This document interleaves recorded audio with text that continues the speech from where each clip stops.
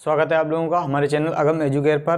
बच्चों, आज हम मैथमेटिक्स में प्रायिकता जो कि 10 नंबर की आती है इंटरमीडिएट में और साथ ही हाई स्कूल फर्स्ट ईयर सभी में ये इम्पॉर्टेंट है, इसलिए आज हम प्रायिकता के कुछ महत्वपूर्ण क्वेश्चन कवर करेंगे। देखो, एक क्वेश्चन ये सबसे ज़्यादा आता है, इसलिए हम ये क्वेश्चन पहले हमने बताने की सोचा। तो ये देखो, एक समस्या को हल करने की ए द्वारा प्रायिकता 1/3 है और बी द्वारा 1/2 है। यानी किसी समस्या को हल ए जो व्यक्ति है वो 1/3 प्रायिकता से करता है और बी 1/2 प्रायिकता से करता है। समस्या को हल हो जाने की प्रायिकता क्या होगी और किसी एक द्वारा समस्या हल हो जाने की प्रायिकता क्या होगी। देखो, दो तरीके से क्वेश्चन पूछा जाता है। एक तो समस्या हल हो जाए और दूसरा समस्या एक कोई व्यक्ति हल कर पे, या तो एक ए हल कर ले या तो बी हल कर ले। एक ही जगह पे कोई भी नाम भी हो सकता है, कोई भी नाम सुरेश महेश कुछ भी हो सकता है। तो यहाँ पर ये बात अच्छे से समझना, ये क्वेश्चन काफ़ी पूछा जाता है, काफ़ी तरीके से पूछा जा सकता है, इसलिए हमने दोनों ही बता दिए। एक तो है समस्या हल हो जाए, समस्या क्या हो जाए, समस्या हल हो जाए, और एक समस्या किसी एक द्वारा समस्या हल की जाए। दोनों में अंतर है, इसलिए दोनों चीज़ें हम एक साथ बताएंगे। सबसे पहले समस्या हल हो जाए। समस्या हल होने का मतलब है कि अगर हम कहें कि ए द्वारा समस्या को हल करने की प्रायिकता अगर कहें कि 1/3 है, बिल्कुल बात सही है। समस्या जो है बी द्वारा अगर हल होती है तो उसके लिए दी गई है 1/2। क्या दी गई? 1/2। देखो, समस्या को हल करने के लिए ए और बी की प्रायिकताएं दी गई, ए और बी, जिसको हमने पी और पी भी मान लिया। देखो, अगर हम बात करें कि समस्या ना हल हो पाए, ये समस्या हल हो जाने की बात है। ये क्या है? हल हो जाने की बात है। ये भी भाई हल हो जाने की बात है बी द्वारा।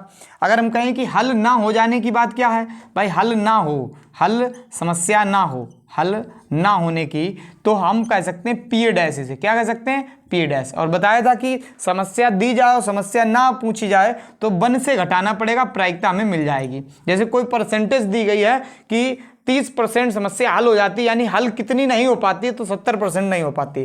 जैसे 50% समस्या अगर हल होती है तो 50% ऐसी होगी जो समस्या नहीं हल हो पा रही होगी, ठीक है ना। तो वन से अगर घटाएंगे, क्योंकि यहाँ पे प्रायिकता संपूर्ण प्रायिकता में 1 होता है, सबसे अधिक कितना होता है? 1। तो 1 से घटाने पर हमें मिल जाएगा कि कितने भाग समस्या हल नहीं हो पा रही है। और इसी प्रकार हल ना होने की बात अगर हम करें, हल ना होने की बात करें बी द्वारा, तो भैया 1 से 1/2 चले जाए। भाई हाफ चांस है कि वो समस्या हल कर लेगा और हाफ चांस है कि समस्या हल नहीं कर पाएगा। तो एक तो ये बात हो गई, ठीक है। इसके बाद इसको हम पीबी डैश कहते हैं। समस्या हल हो जाए, ये नहीं कहा कि समस्या ना हल हो। जो समस्या जब नहीं हल होगी तो भैया हम इसका पी और पीबी का इंटू कर देंगे डैश का, और हमें मिल जाएगा समस्या ना हल होने की। अगर ये भी क्वेश्चन होता कि समस्या हल ना होने की प्रायिकता क्या हो जाएगी, तो ए द्वारा ना हो और बी द्वारा ना हल हो। ए और, जहां पर और शब्द आता है वहां पर इंटू होता है प्रायिकता में, और जहां पर या शब्द आएगा वहां पर प्लस करके हम समस्या को निकाल सकते हैं। अब यहां पर जैसे समस्या हल हो जाए, तो समस्या हल हो जाने का मतलब क्या है? या तो समस्या दोनों द्वारा हल हो जाए, समस्या क्या हो, दोनों व्यक्ति हल कर लें। क्या कर लें? दोनों हल कर लें। क्या कर लें? दोनों हल कर दें। या का मतलब प्लस, एक हल करे और दूसरा ना करे। एक हल करे और का मतलब इनटू दूसरा ना करे। इसके बाद अगर ये बात हम कह दें, या दूसरा कर ले, पहला ना कर पाए, हल ना कर पाए और दूसरा कर ले, दूसरा समस्या हल कर ले। तो ये समस्याएं भैया हो सकती हैं इसमें, अगर हम इसको अगर थ्योरी में बोलना चाहें। फिलहाल हमें इसको हमने पी और पीवी मान लिया, तो इसको हमें लिखने से कोई मतलब नहीं निकलता है, तो शार्ट में लगाना है। तो देखो, यहाँ पर ए द्वारा समस्या हल हो जाने की बात पी ए है, और बी द्वारा भी अगर समस्या हल की जा सके तो यानी कि समस्या हल होगी। एक तो ये कंडीशन हो सकती है, या ऐसा नहीं होगा तो ऐसा होगा। भाई कोई क्वेश्चन है यहाँ पर, समस्या की जगह पे कोई क्वेश्चन भी हो सकता है, कोई सवाल भी हो सकता है, कोई भी चीज हो सकती है। तो यहाँ पर अगर समस्या दोनों सवाल के आंसर सही देते हैं तब भी सवाल का आंसर हमें मिल जाएगा।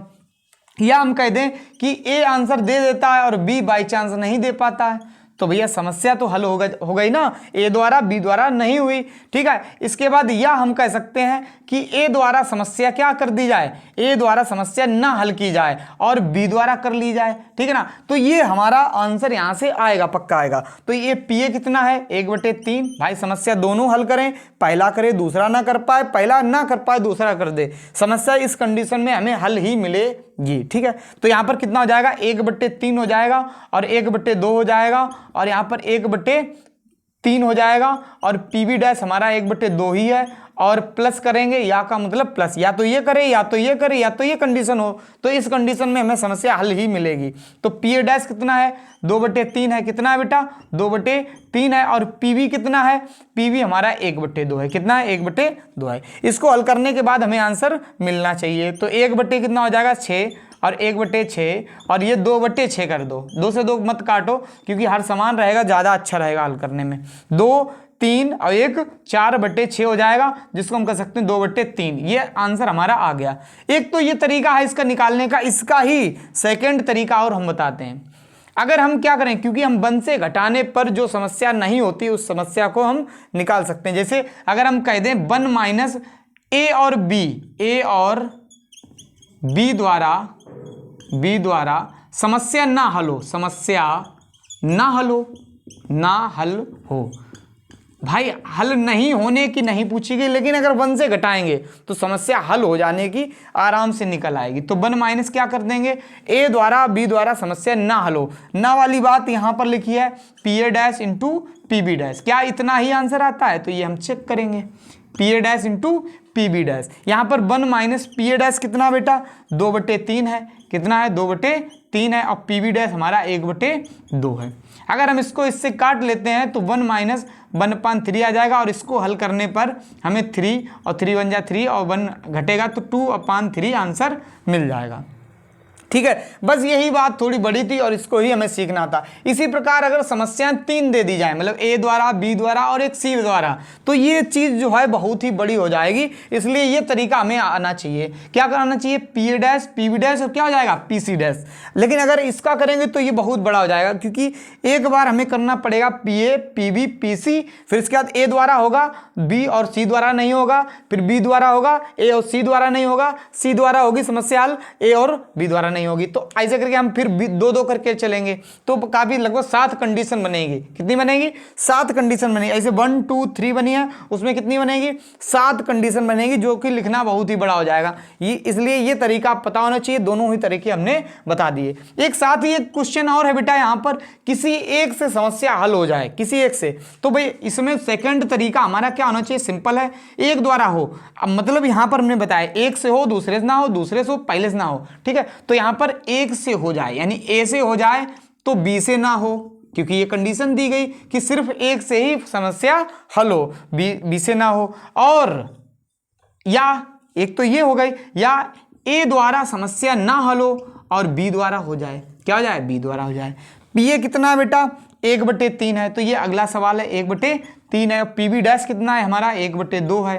पी ए डैश कितना हमारा 2/3 है और पी बी कितना है 1/2 ही है। ठीक है, 1/2 है। इसको हल करने पर हमें मिल जाएगा 1/6 प्लस 2/6, ये हो जाएगा 2 1 3/6 और ये आ जाएगा 1/2। 1/2 आंसर इसका आ जाएगा।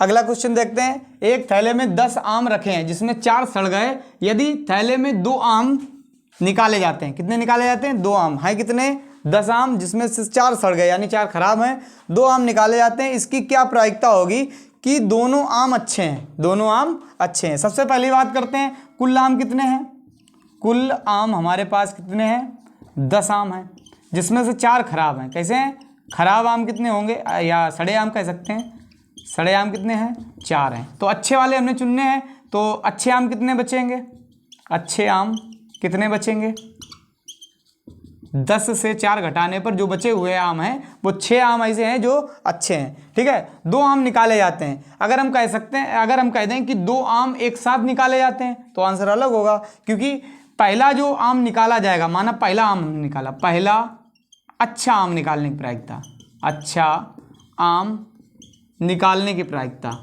निकालने की प्रायिकता की बात करें तो पहला अच्छा आम, अच्छे आम है कितने 6, और कितने में से निकालना है भाई, कुल कितने आम है 10, तो अनुकूलित घटना हमारे पास 6 हैं जो अच्छे हैं, और जो कुल घटनाएं वो हमारे पास कितनी है 10 हैं। भाई अच्छे और खराब मिलाने के बाद में कितनी बची, वो हमारे कितने हैं 10 हैं।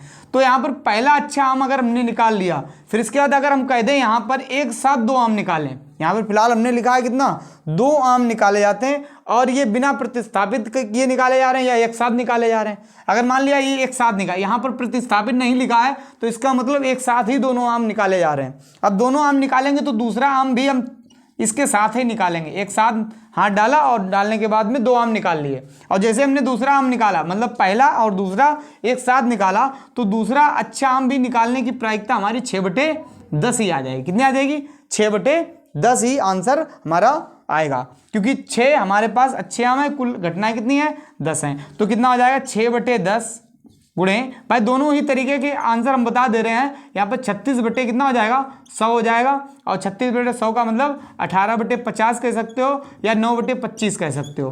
ठीक है, ये आंसर एकदम सही है। अगर हम बात करें कि बिना प्रतिस्थापित किए एक के बाद एक दूसरे को निकालें, अगर हम एक के बाद दूसरे को निकालें तो ये आंसर नहीं होगा। यहाँ पर अगर कह दें कि बिना प्रतिस्थापित हुए, बिना प्रतिस्थापित किए एक के बाद एक आम को अगर निकाला जाता है तो कंडीशन देखो, दोनों प्रकार के क्वेश्चन पूछे जाते हैं। अगर हमने एक साथ 2 आम निकाले हैं तो इसका मतलब 6/10 गुणे 6/10, यानी पहले को निकाला तो उसकी प्रायिकता 6/10 और दूसरे को निकाला तो उसकी भी प्रायिकता 6/10 होगी, और का मतलब इंटू होता है, आंसर ही हमारा एकदम करेक्ट हो जाएगा। लेकिन अगर कह दे बिना प्रतिस्थापित किए, भाई ये बात इसीलिए हम बता रहे हैं, इसीलिए आप लोगों को दोनों ही तरीके के बता रहे क्वेश्चन। बिना प्रतिस्थापित का मतलब होता है कि एक एक करके हमने निकाला, एक निकाला, इसके बाद रुके, फिर उसका दूसरा निकाला। अब देखो, जब पहला हम निकालेंगे, अब बिना प्रतिस्थापित वाली सेकंड वाली कंडीशन अगर बात करें, पहला जब हम निकालेंगे, पहला अच्छा आम निकालेंगे, जब क्या करेंगे, पहला अच्छा आम निकालेंगे तो उसके लिए तो 6 पूरे हैं, अच्छे आम कितने हैं, 6 हैं, और कुल आम कितने हैं, 10 हैं। तो ये हमारा 3/5 तो सही आ जाएगा। ठीक है, कितना आ जाएगा, 3/5। दूसरा जब हम अच्छा आम निकालने जाएंगे, दूसरा अच्छा आम निकालने जाएंगे तो अच्छे आम हमारे पास बचे कितने हैं, भाई अच्छे आम कितने बचे हैं, अच्छे आम बचे हैं 5, थे कितने, 6, क्योंकि एक आम हम निकाल चुके हैं इसलिए ये 3/5 आ गया। इसके बाद एक आम जब निकल गया तो कितने बचे हैं, 5 आम बचे हैं, और कुल में से एक कम हो जाएगा क्योंकि एक निकाल चुके हैं हम पहले, टोकरी से हमने या थैले से हमने बाहर एक आम निकाल लिया है, तो अतः ये 5 बचेगा और यहाँ पे 10 से 1 जाएगा, कितना बचेगा, 9, तो ये 5/9 आ जाएगा। दोनों आम अगर पूछे जाते हैं तो 3/5 का गुणा हमें किस में करना है, 5/9 में, तो 5 से 5 कट जाएगा, 3 से ही कट जाएगा, तो 1/3 हमारा आंसर हो जाएगा। और आज के लिए इतना ही, अगले और इंटरेस्टिंग सवाल के लिए हमारे साथ बने रहिए, और आप लोग कमेंट में ज़रूर बताइए कि अगला टॉपिक हम किस सब्जेक्ट में लाएं, और इस तरीके से बढ़िया क्वेश्चन, जो क्वेश्चन लगातार पूछे जाते हैं, और इसको इसी तरीके से हम 2-3 तरीके से लगाकर दिखाएंगे। और तब तक के लिए नमस्कार, अपना ख्याल रखिए, धन्यवाद क्लास को देखने के लिए।